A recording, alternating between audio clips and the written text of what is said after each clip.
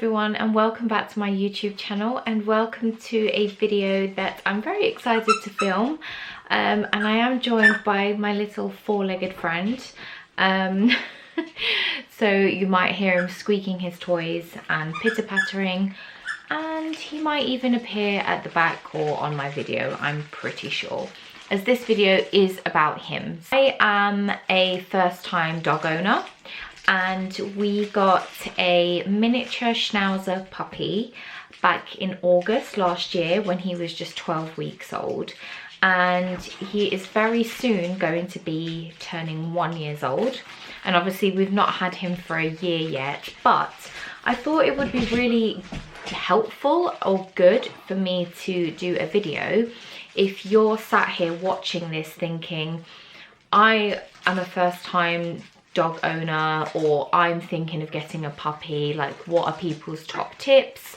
And I'm pretty sure that everyone's top tips would be slightly different, but I think these would be my top 10 tips for someone if you are thinking of getting a puppy. And you know, we're by no means experts, myself and my partner, but I think overall we've done a pretty good job so far with our little Loki, and so I thought it would be helpful just to make a video like this.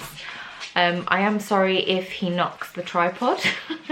He's in a bit of a playful mood right now, but yes, here are my top 10 tips if you are thinking of getting a puppy, or if you're a first-time dog owner and you just need some tips and tricks from people. Probably might go on a bit of a tangent with stuff anyway. So my first tip is to do your breed research. Now, we have always liked the breed miniature Schnauzers.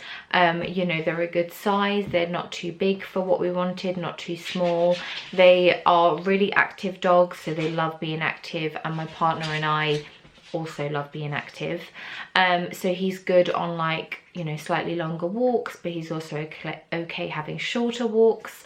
Obviously when they're puppies they need shorter walks anyway until they get older and their joints are fully formed.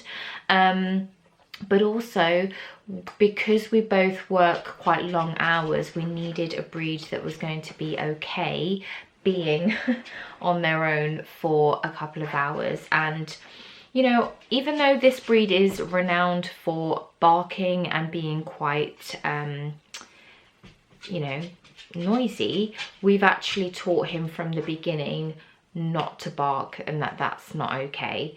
So that will kind of come into one of my tips as well about training. I did make a video initially when we, well, after a couple of months of getting him.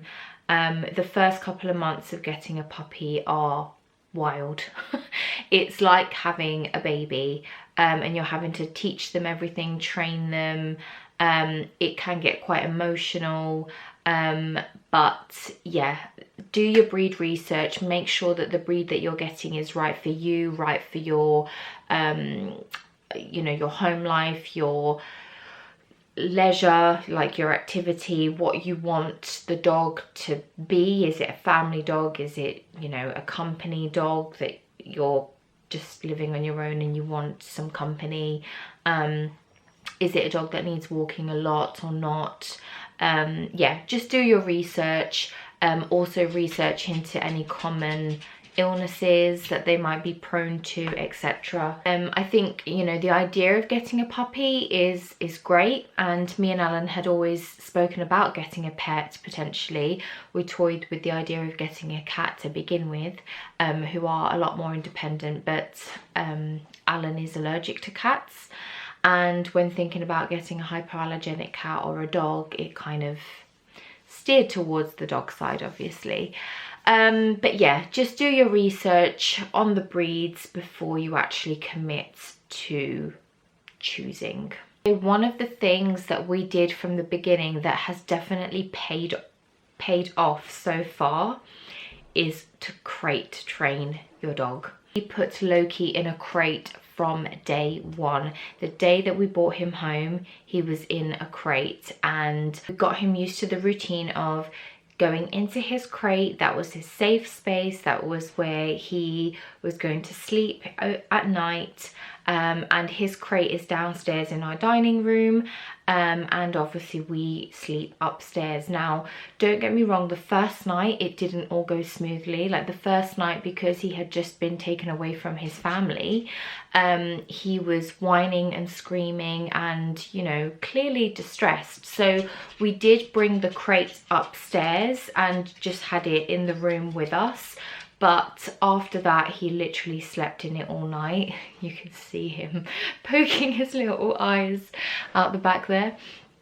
And then, you know, slowly we kind of transitioned him to feel safe downstairs. And it was really hard because he would scream a lot throughout the night, but he would then settle. Which brings me on to my third point, or my third top tip is, as a first-time dog owner, getting a dog trainer was probably one of the best things that we ever did. Again, doing your research if you're thinking of getting a dog trainer is really important to make sure that that dog trainer is right for you. You might not know that until you actually meet the dog trainer and have a couple of sessions with them. But I've got to say, our dog trainer has been amazing, and a lot of the stuff that I know now and that I do with Loki, I wouldn't have kind of had a clue about or even known to do or not to do if it hadn't been for her. So there's, you know, so many things that she gave us tips with initially. You know, if he was screaming, as hard as it was hearing him scream and whine and everything downstairs, we just had to ignore him and let him like self-soothe almost, because otherwise if we went down to him, he would then associate, oh well, if I scream and cry and make noise, you know, my humans are going to come and let me out, or, you know, and you would get into this horrible cycle. And a lot of it is that consistency. It's keeping that consistency with what you do. So yeah, the dog trainer has been amazing in also giving us tips for walking him on the lead, like toilet training. She kind of advised us to take away the puppy pads from the beginning and start letting him out into the garden straight away. We're very lucky that we have a garden, obviously, with him going outside and having that space. And then as soon as he could start walking on the lead, you know, at first we were practicing things on the lead here at home and in the garden, but as soon as it was safe enough for him to be outside walking, we were putting those measures into place outside as well. So yeah, just all these kind of tips and tricks, and the crate training has been incredible. He has slept in his crate every single night since we got him, and the only times that he's actually whined and woken us up overnight is when he's had a bit of a bad stomach, and bless him, has needed to kind of go to the toilet quite quickly due to his bad belly. But other than that, honestly, we tell him to go into bed, and he'll happily get in his crate, and that is his safe space. So crate training for anything, like even if you need to go out, you leave your dog in the crate. I wouldn't necessarily say if they've been naughty to put them in the crate, because you want them to see that space as like a positive space. But again, this is where you would get tips from your dog trainer as to what the right or wrong thing to do is. And obviously I've already mentioned being consistent, and that would be my next tip really. You want to try and be consistent as much as you can, and that can be really hard when you have people who don't live in your household coming in, and you're trying to like keep up that consistency and not break the hard work that you've put in with your dog, and someone else comes in and it's kind of hard to then also implement that. But the consistency does pay off. So if you keep consistent with the same things that you're doing and telling your dog, you know, we let him up on our bed and we let him up on the sofa and things like that, but only if we say that he can. If he jumps up like this, down, get down. Good boy. That was like perfect timing. But yeah, if he jumps up without our permission, then we kind of tell him to get down, and only once we give him permission to jump up do we let him come up. So it's just things like that, because I think with parenting, I mean, I'm not a parent yet, but with parenting and with owning pets, I think you can get into like bad habits quite quickly, and you know, because you want kind of the easy way out, it's easier just to let him up on the bed and stuff like that rather than say no, get down. But keeping that consistency is what will pay off in the long run.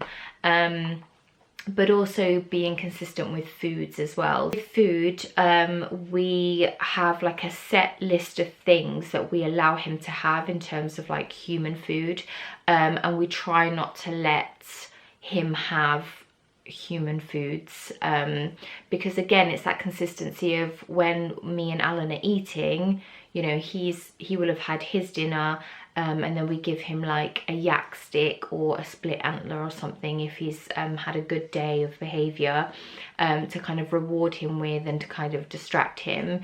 But equally, if he doesn't have that, then we don't want him kind of being all up in our faces or kind of sniffing our food when we're eating, because he needs to understand that that's not okay and that's not, you know, it's not his food.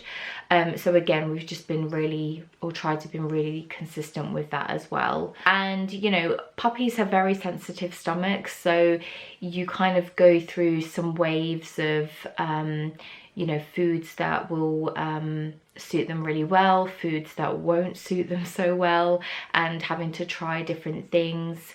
Same with treats and stuff like that. So again, it's just about doing the research, being in contact with vets and stuff like that to get the, you know, the information that you need. But consistency is so key, especially like when we're walking him and we want him to be at our heel side. We've kept that consistency of telling him heel, you know, when we're walking him on the lead. Obviously, if we're in an area where he's kind of like on a flexi lead and, you know, kind of being a dog, you know, exploring, then it's okay. But again, practicing that recall for them to come back, for him to come back to us. So yeah, there's just so much, there's a lot, and it's kind of a learning process, and every day there's like something new that they do, or you know, they have a really good behavior day on one day, and then the next day they're like, oh, I'm going to test the waters and be a bit of a rebel.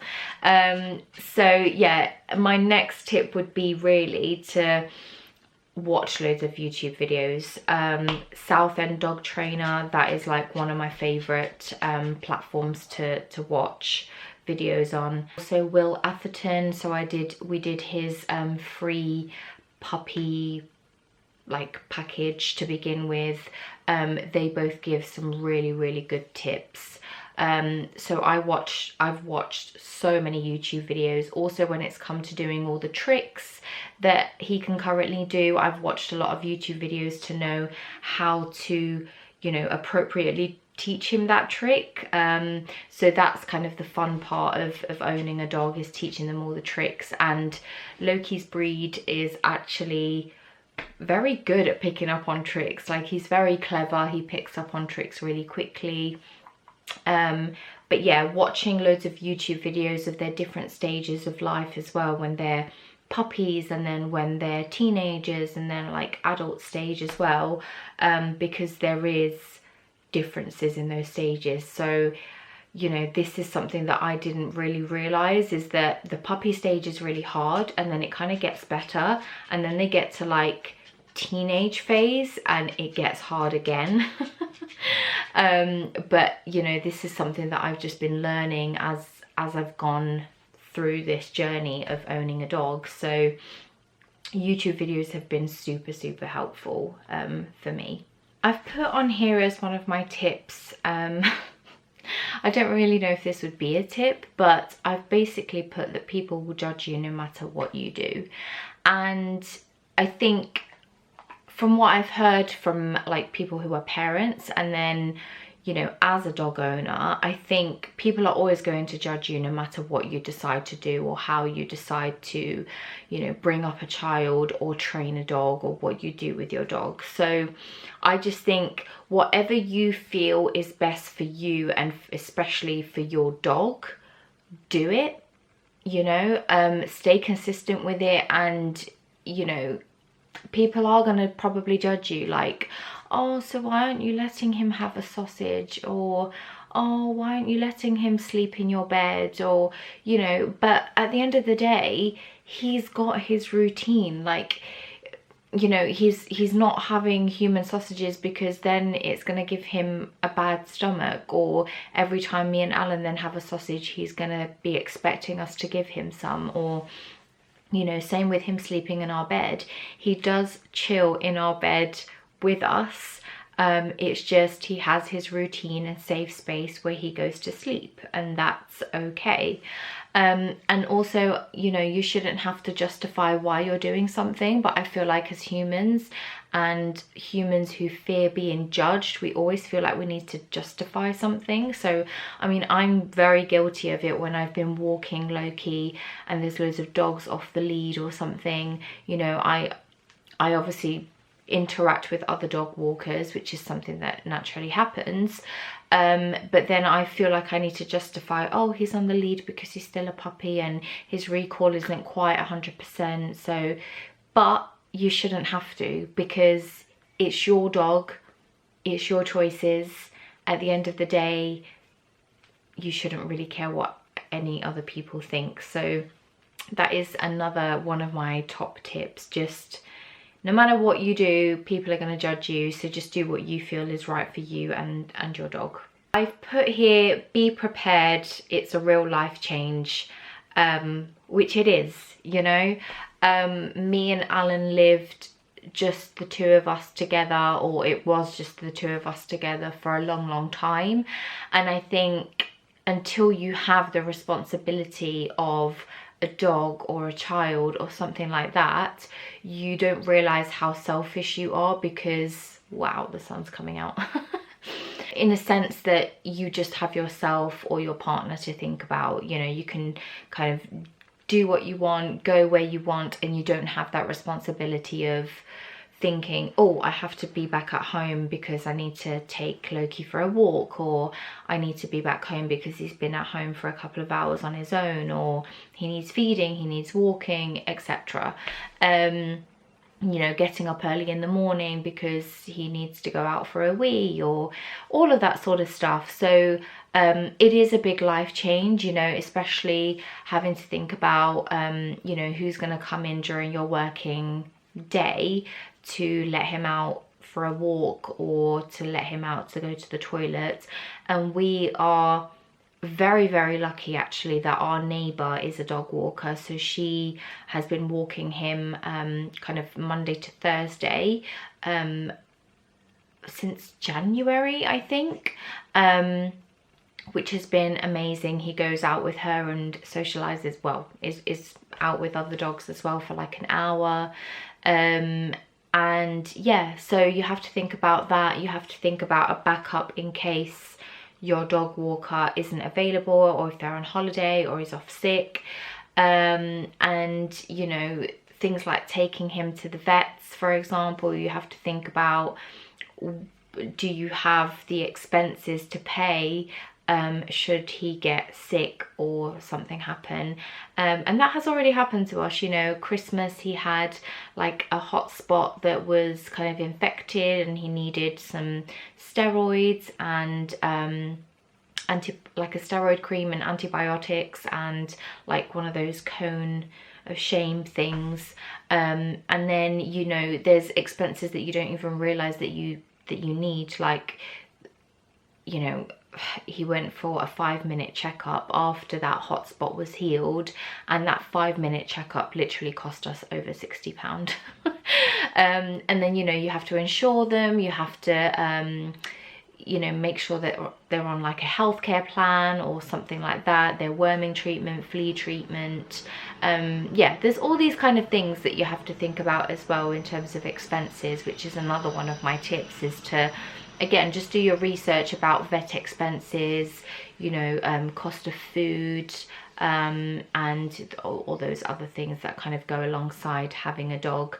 But yes, it is a real life change, but it's, you know, you kind of just get used to that routine once they're in your life. I mean, as I said, we've had him for, it will be a year in August, and we've just had this routine with him for the last couple of months, and they do just kind of fit into your life. And you know, we can still go on holidays. Again, we just need to have someone that will look after him during the holidays and stuff, but it's doable. It is doable, guys. So don't let the idea of having a pet kind of put you off those things, because you can make it happen, you can make it work. My 2 last tips is to not give your puppy freedom straight away. And what I mean by that is give them a safe space, especially if you're someone like me and my partner who do work, you know, Monday to Friday or Monday to Thursday, kind of, you know, standard like 9 till 5 hours, for example. When they're puppies, they chew things, they want to explore, they're inquisitive. So do not give them free rein of your house or living area or wherever they are going to be during that time, because they will do something naughty. Okay, they're puppies, it's what they do. So from the beginning, we have had like a little playpen set up for Loki, which attaches onto his crate, and it just gives him a nice, you know, big enough area in the living room that he has, and it's a safe space for him during the day. We know that he's not going to, you know, completely destroy the living room, downstairs area. Don't get me wrong, we have still had accidents. There is a plant that lives right next to his playpen, and he has got a hold of that plant with his teeth and nibbled at it. So that has happened a few times. He's also got hold of another kind of round bed that we have for him to lay in, kind of pulled it towards the playpen with his teeth and kind of, you know, turned it upside down. He quite often turns his own bed in his crate upside down when he gets frustrated. So there's been some occasions where things have happened, but it's all kind of contained within that safe space. And from having spoken to dog trainers and watched the various YouTube videos that I have, I understand that actually you need to take giving them free rein of the downstairs very, very slowly. And it might not be until he's like 18 months old or nearly 2 years old that we actually consider doing that, because that's when they're fully like adults, and you know, you can start testing the waters with the trust a little bit more. So yeah, that would be one of my biggest tips as well. Get them a safe space, whether that's a playpen or something else, you know, get stair gates, whatever it is. Do not let them just roam around free in the house, because you will have things destroyed. We have been quite lucky, touch wood, with Loki. He has never destroyed or chewed any of our shoes, slippers. I mean, he's had them in his mouth, like he's actually picked them up in his mouth, but we've got to him quick enough that we like get him to let go of it, and it's not like he's tried to wreck them. So, you know, have plenty of toys for them to be distracted with, and just don't leave them on their own, especially when they are so young. They are going to get up to no good. But yeah, we've been pretty lucky with him, and he's not like chewed up any of our furniture or anything like that. Like, I don't know, I feel like we've struck gold with him. Overall, he's such a good puppy, but you know, I'd also like to think that that is a little bit because of how consistent we have been with his training. So yeah, also taking them for plenty of walks will allow them to not get bored enough at home in order to do something naughty. And the last thing really is just to be patient. You know, it's all worth it in the end. You know, the parts where you do like all the tricks and the training stuff with them is really fun, and they're just so joyful to be around. I mean, it's great having his company, especially because Alan works away quite a lot now with his new job, so he goes to like different countries and up and down different areas in the UK, and so for me to have his company has been amazing. But also, you know, when we get home, he's just kind of there wagging his tail, always happy to see us. He'll get his toys and wants to play. And yeah, he gets me out the house as well. Like, I'm really not a morning person, but on the days where Alan has been away and I've had working days, I've had to get up like a little bit earlier to take him out for a walk before I go to work. So he does get you out of the house as well and moving your body, because he needs to move his body. So yeah, all in all, it is worth it.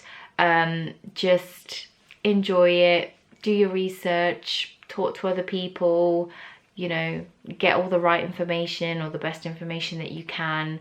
And yeah, I just absolutely love him.